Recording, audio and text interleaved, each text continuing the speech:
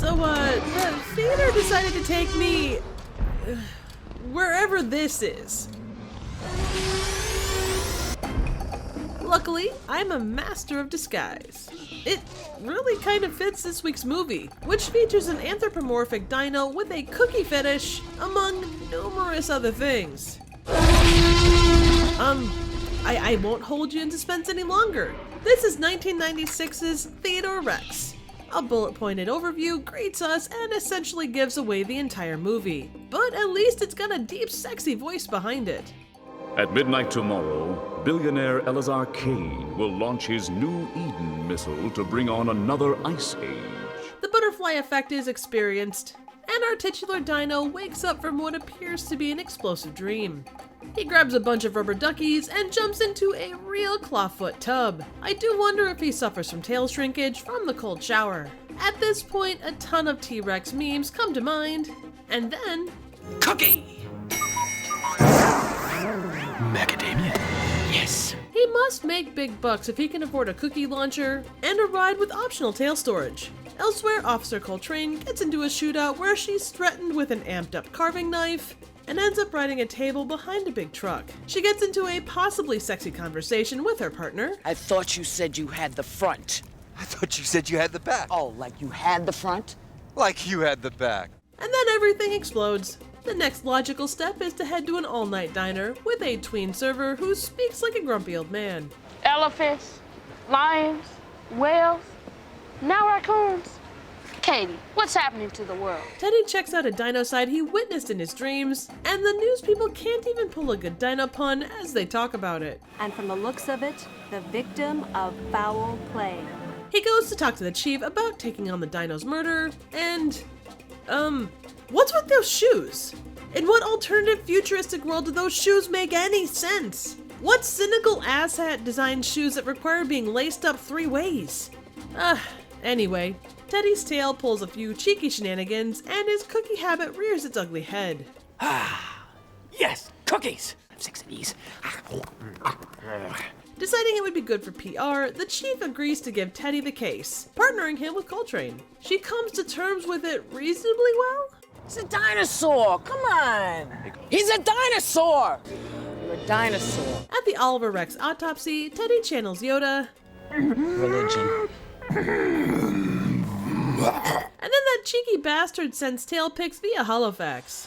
Later at the Extinct Species Club, dinos party down surrounded by taxidermy of extinct creatures.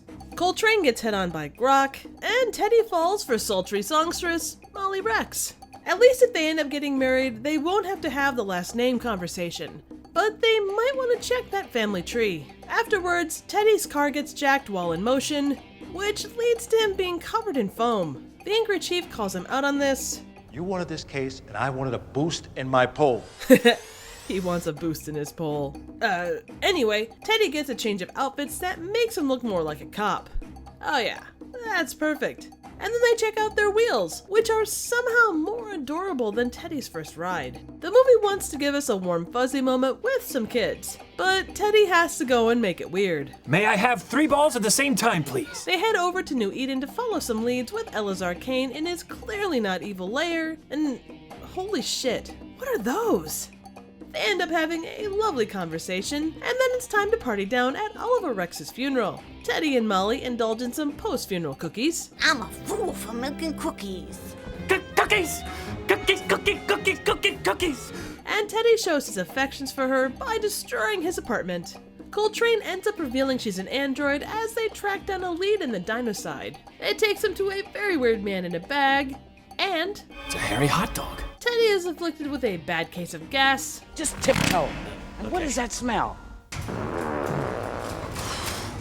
And several attempted impressions. Is anybody home, sweetheart? That's Tyrannosaurus Rex, girly boy. We need a gun. Yeah, they'll give us weapons, but they're too bleeping small. But both do come in handy while squeezing information from a bad guy.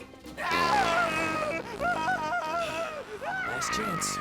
Turns out that Elazar Kane is actually evil and plans to cause another ice age, remaking the world in his own image, but not before icing Molly. He shows Teddy his giant rocket, and the world's slowest countdown begins. His assistant offers an intriguing proposition. Oh, one little prick and you'll wake up in paradise. But Teddy's tail takes control, freeing Molly from the cold. Coltrane joins him just in time to be shot, and gives Teddy a good piece of advice.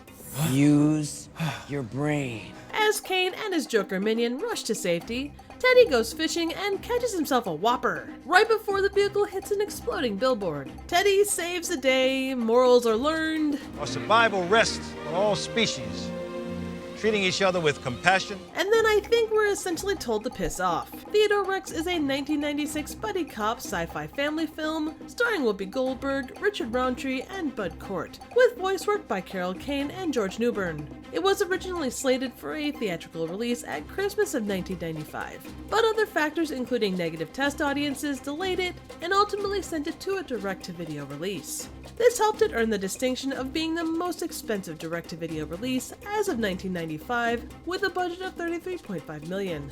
It was also the only direct-to-video film to be nominated for a Razzie, with Goldberg netting herself a Worst Actress nom.